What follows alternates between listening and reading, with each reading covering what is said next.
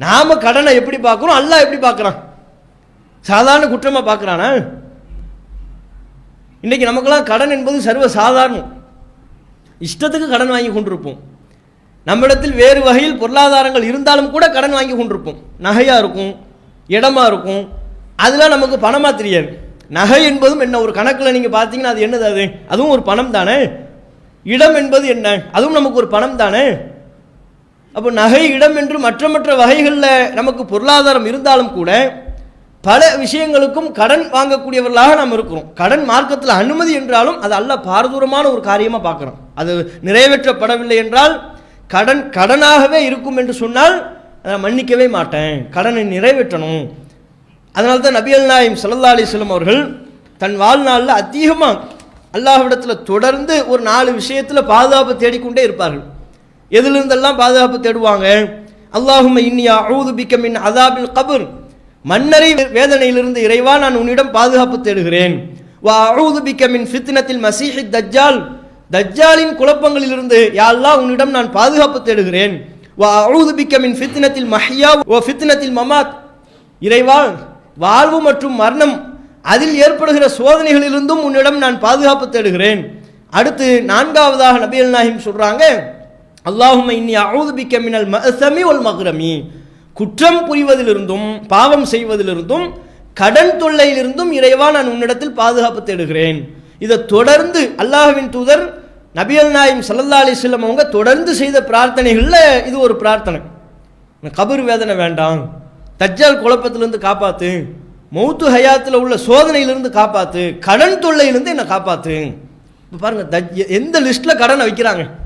கபர் வேதனை, அது ஒரு பெரிய பாரதூரமான விஷயம் தானே. தஜ்ஜாலுடைய குழப்பம், அதுவும் பாரதூரமான விஷயம் தானே. மௌத்து ஹயாத்தில் உள்ள சோதனை, அதுவும் பாரதூரமான விஷயம். அந்த லிஸ்ட்டில் ரசூலுல்லாஹ் எதை வைக்கிறாங்க? கடன். அதுலேயும் நான் மாட்டிடக்கூடாது, கடனில் ஒரு காலத்திலே நான் மாட்டி விடக்கூடாது, அந்த தொல்லையிலிருந்து என்னை காப்பாற்று என்று நபிகள் நாயகம் ஸல்லல்லாஹு அலைஹி வஸல்லம் அவர்கள் தொடர்ந்து இறைவனிடத்தில் பிரார்த்தனை செய்த பாதுகாப்பு தேடிய ஒரு விஷயம். அப்போ ஆயிஷா ரலியல்லாஹு அன்ஹா அவங்க இன்னும் பிற நபி தோழர்கள்லாம் ரசூலுல்லாஹ்ட்ட கேட்குறாங்க, அல்லாஹ்வின் தூதரே மா அக்ஸர மா தஸ்தஈது மினல் மக்ரம், கடனில் இருந்து அதிகமாக நீங்கள் பாதுகாப்பு தேடுறீங்களே, ஏன் அவ்வளோ முக்கியத்துவம் அதுக்கு ஏன் நீங்கள் கொடுக்குறீங்க? இப்போ ரசூலுல்லாஹ் ஒரு ஆன்சர் பண்ணுறாங்க, ஏன் தெரியுமா?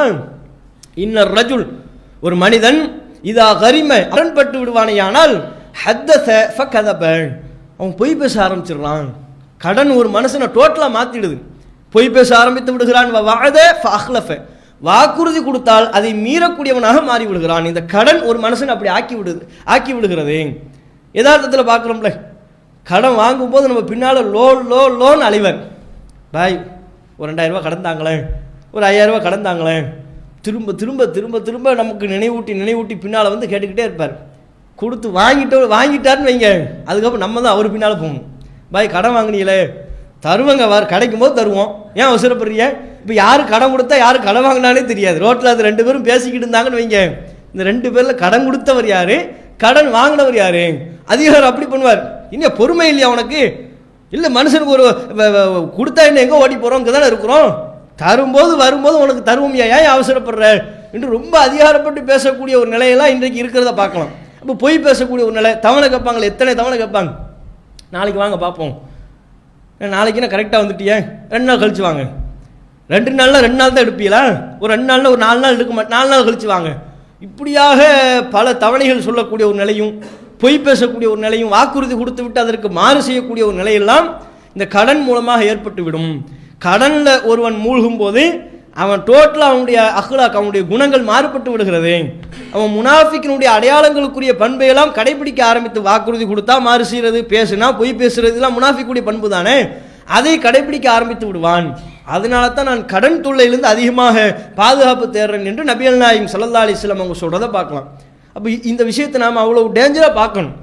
அல்லாஹும் ரசூலும் ஒரு விஷயத்தை எவ்வளவு டேஞ்சராக பார்க்குறாங்களோ, நாமும் அதே கண்ணோட்டத்தோடு அத்தகைய காரியத்தை பார்க்கக்கூடிய தன்மையை வளர்த்து கொள்ளணும்.